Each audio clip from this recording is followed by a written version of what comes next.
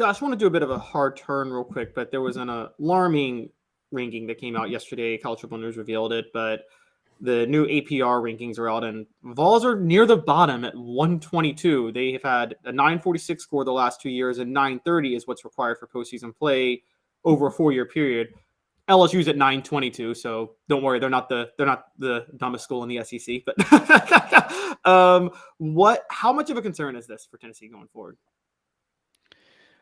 I don't think that it's a big concern. I could be caught off guard moving forward, but I would think that now that you have your program kind of restructured and you have the leadership in place that you do, starting at the top with Danny White and Josh Heupel, and you shouldn't be having a huge amount of turnover compared to what you've had, no more than other programs are going to experience in college football with the way everything is now, that everything is fine moving forward. So it's something to monitor, something to keep an eye on. But LSU is a program that's had change, right, in the last couple of years with Brian Kelly coming in. So I'm sure getting that improved is on the list of priorities. Coaches get bonuses from that stuff too. So they're going to care enough financially as well as what happens on the field. So I doubt that it ends up being a big concern for Tennessee in the future. Yeah, don't we all think that APR is kind of one of those things that you can manipulate as a coach? I mean, you can say, hey, player X, you need to take some easier classes this year, or you need a little more tutoring or something. Can't we? It's kind of moldable. Yeah, I would think that you're on top of that in some way. The most memorable case I can think of from an academic standpoint where a school was caught off guard, if we keep it local, remember John Higgins' situation where he had changed majors and ends up being ineligible for the postseason. John Higgins, great guy, well thought of, intelligent, but there was a mishandling behind the scenes as he was changing his direction academically, and it got him behind. And I think to this day, Buzz Peterson, you bring it up with Ron Slay still, I think it's a sore subject because it was not handled correctly for what he was trying to do academically with everything he, of course, had on his plate as a starting guard for Tennessee's basketball team.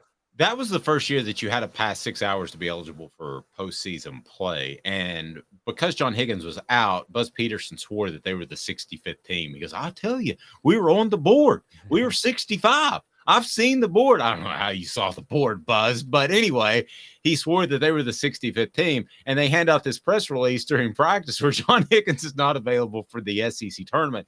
I was always told that was a boo-boo by John, that John took 400 level math classes in the fall, and they told him not to. And he said, I want to be a teacher. I want to do this. And they were very challenging. He didn't make it. That's what I was told.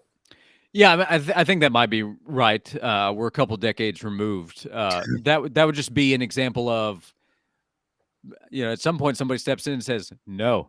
So I mean, that's not happening. It's not what you want to do. But and John's great, and he's a smart guy, and he's been a coach and a teacher locally. So he has done what he's wanted to do and been very successful at it. It's just the timing worked out poorly for him and for Tennessee at the time. Portions of the program. Portions of the program brought to you by City Heating and Air Conditioning, cityheatandair.com. Over 50 years in Knoxville. Integrity matters. cityheatandair.com. And that was a weird situation, but I think you kind of have to have a goofy athletic department to not rein that stuff in early. I'm sorry, Caleb. Yeah, I was just going to say, why not do what North Carolina did? Create fake classes. There's nothing illegal about it. I mean, did y'all ever see any of the essays that some of the players wrote in that fake class North Carolina had? Chat GPS back in the day?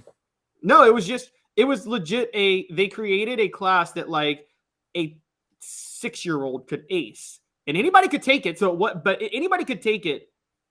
But this was a way that this was a class the athletes could take to boost their GPA, but they couldn't say it was academic fraud because technically anybody was allowed to take the class. Yeah, the athletes benefited within their department because other students were also able to benefit. So it wasn't really about trying to prove that the class wasn't an issue. It was just that it wasn't an issue in terms of an extra benefit. Well, Tennessee did something very similar in urban studies. There were several classes there. I think you and I worked together, Josh, at the time. Linda Benzel Myers, you around then, or was that before your time? Yeah, it was a little bit before me. Okay. Yeah. In terms of working with you, yeah. Yeah, she critiqued you were live. She she critiqued Tennessee for funneling players into urban studies because it was easier. But this feels like to me that this Tennessee team, this Tennessee program, this athletic department has their stuff together. And I wonder how much of this is bleed over from the change, from the transition. You got to remember, you got 85 scholarship players in football. That's more than almost your entire athletic department. There was a huge exit of players a couple of years ago in that transition from Jeremy Pruitt to Josh Heupel. But to your point and to the original question from Caleb, a reason that I'm not concerned moving forward is that you do have structure in place. So the face of the athletic department in terms of leadership would be Danny White, and then the football program, Josh Heupel. So we can maybe start and end there in terms of confidence moving forward. But Tennessee has an athletic department, staff members under Danny White, who have also been added here in the last 2 years that I think are really impressive. And it's an athletic department that is impressive in terms of the people that are in charge. And I think making sure athletes are in good standing and helping them with their academics moving forward will be on that list. I think Tennessee's been ahead of the game in trying to educate athletes on what's happening with NIL, knowing they're going to have opportunities, and Tennessee will be one of the top schools where not just football players, but athletes in other sports get opportunity. So they've been proactive in educating and helping athletes prepare for NIL opportunities. And that to me is one of the benefits of NIL. We talk about what money they can receive, but it actually helps them with real world opportunities. If they're on top of that, they're going to be on top of what needs to happen academically at the University of Tennessee too. Do you remember when Butch Jones in 2017 said the APR turnaround is the biggest victory in Tennessee football history? Did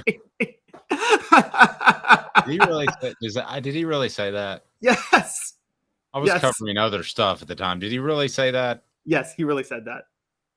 Can you confirm or deny that, Josh? Yeah, I don't remember that specifically, but Sounds like a big APR win can help lead to a championship in life. So there would be correlation. It does lead to a life championship. Wow. All right. So possible studies that you could get into if you're having trouble in school on our message board is phys ed, gym class, feminine studies, and sleep studies. Josh, what was your chosen study when you needed a break from class? Was it gym class, feminine studies, or phys ed? I remember you being a big player back in the day. You have no idea. So I took ballroom dance and was pretty good at it. Did you really? Yeah, ballroom dance. I was good. I got a B instead of an A because with the tango, you're supposed to actually, in the original teaching, keep your hips locked in. But Shakira told us the hips don't lie, and I wasn't going to on the dance floor. So moving them moved my score from an A to a B, but I stand behind it. And my wife and I went to a dance outing with mutual friends from the class, so it really paid off. Yeah, Al Pacino. Remember Sin of a Woman? Oh, just do the tango. Hoo-ah. Yep, that was essentially me in class. Worst thing that happens is you just get tangled up. So did you get tangled up with anybody? I used the hips of a corner. I was fluid out there on the dance floor. Everybody at the News Sentinel used to make fun of me for saying that guy's got good hips. But that's insane now. I was ahead of the curve.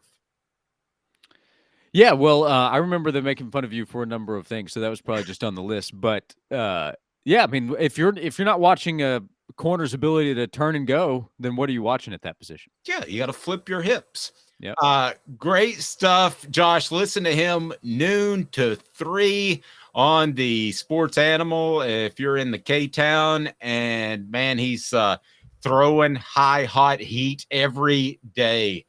Josh, we appreciate it. Hoo-ah to you and yours. Time for the next man up. Thanks, guys. That is going to be a drop on this show for Josh specifically.